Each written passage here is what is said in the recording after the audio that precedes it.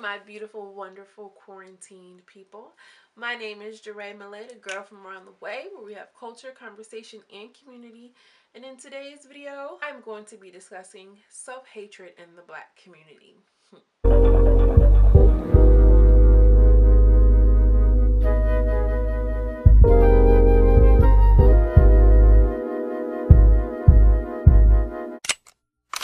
Now, I'm almost certain if you consider yourself from the Black diaspora, then you are well aware of the ugliness and discrimination that stems from self-hatred. But I realize that a lot of women aren't aware that they're encountering men who suffer from self-hatred.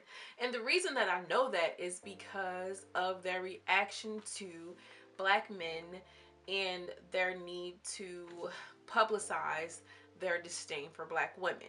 A lot of commentary channels will focus on Black men not dating Black women. Most of them have the rhetoric of stop trying to save a Black man, or Black men don't want us, so we don't want them. And I just want to go ahead and say I'm in no way minimizing or discrediting some of those positions. Because let's face it, like, niggas ain't shit. But what I have found is not that Black men so much don't like Black women, a lot of them are just ignorant, sis. They just don't know any better. Not to say that it's right, but maybe it can kind of help us reshape and reframe this idea and this perception that we have of Black men that date non-Black women. So before we commence to dragging the highly problematic population of Black men who only date non-Black women, I just want us to be open-minded enough to be able to reframe it, okay? That's all I'm asking. That's my only requirement for this video. It wasn't until the 1950s when Black women's beauty was openly celebrated in our own community. Of course, there were the Lena Hornes and the Dorothy Dandridges and the Josephine Baker, any of the early Hollywood era, like in the 1920s. But their desirability was highly rooted in their closeness to whiteness. So it's like, I'm gonna put this Black woman in position. I'm only gonna put this Black woman in position if she can look as close as white or have softer, more European features than most Black people. That kind of created the notion of this is the most attractive Black woman that the Black community has to offer. And I want you to know that I'm taking this kind of jumping in. Of course, there were self-hatred and other ethnic groups back in Africa, but most of it stemmed from colonialism when someone would come and occupy a land, like case in point the Congo Holocaust, when people from Belgium came and separated the tribes and one was against the other. Most people know about Hotel Rwanda, that movie, the Tutsi versus the Hutu, where they're all Black people but different tribes and they were pitted against one another.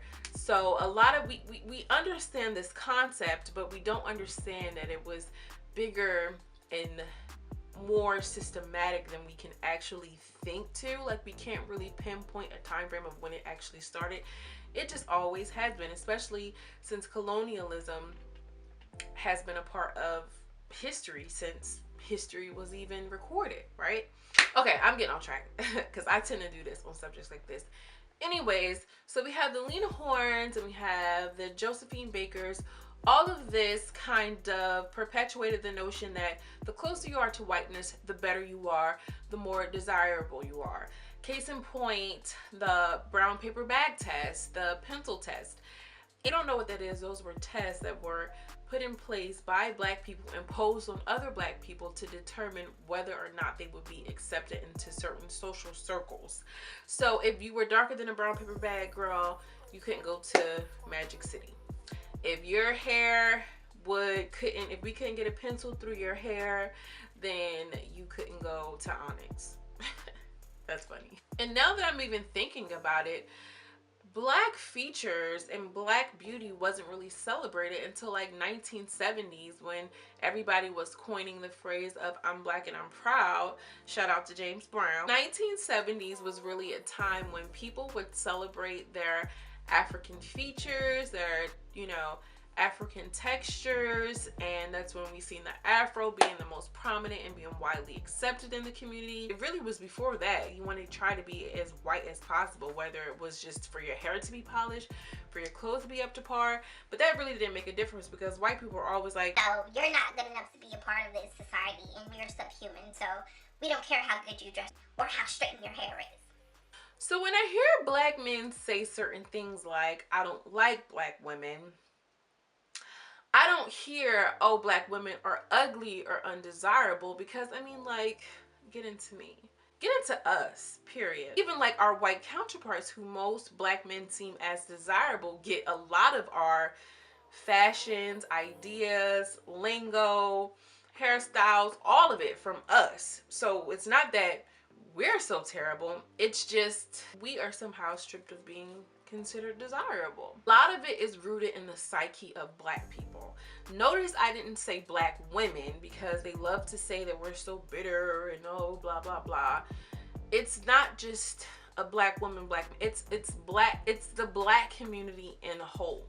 Black people actually believe that white people are superior to us or to people of color. That is a major key and a major part of the reason why black men aspire to be with non-black women, because it is seen as a leveling up or some sort of token that they are with a non-black person, therefore they are better than, right? You think about it from a macro level, meaning like just looking at things objectively, you can see how that makes perfect sense. So if I all my life have been discriminated against, called subhuman, treated subpar, and then suddenly you gain some sort of traction. So black women, this message is for you. Just know that you are beautiful, you are a tastemaker, you are the bomb, girl. And a lot of black men just don't see it yet because they don't see it in themselves. When black men say things like, oh, I don't date black women, oh, I don't like black women, what they're really saying is, I don't value myself enough and I don't see the worth in myself, therefore I can't see the worth in you. That's all. That's it. Don't add me, boo. But really do add me, because my name is Jeray Malay on Instagram. Please follow me. Also, make sure you are subscribed to this channel. If anything that I said resonated with you, make sure you also join my Facebook group, which I'm going to leave in a link in the description. Make sure you give this video a thumbs up and let YouTube know that you enjoyed this content and commentary. As always, I am sending you much love and much light. I will see you in the next video. Peace. Thank you so much for watching this video all the way to the end. You might as well go ahead and hit that subscribe button. Let YouTube know it's real, okay? All right, for real. I'm leaving this time, but for real, don't forget to hit subscribe, okay? Okay, all right, you got it. All right, you got it. You got it? Okay, all right, bye-bye.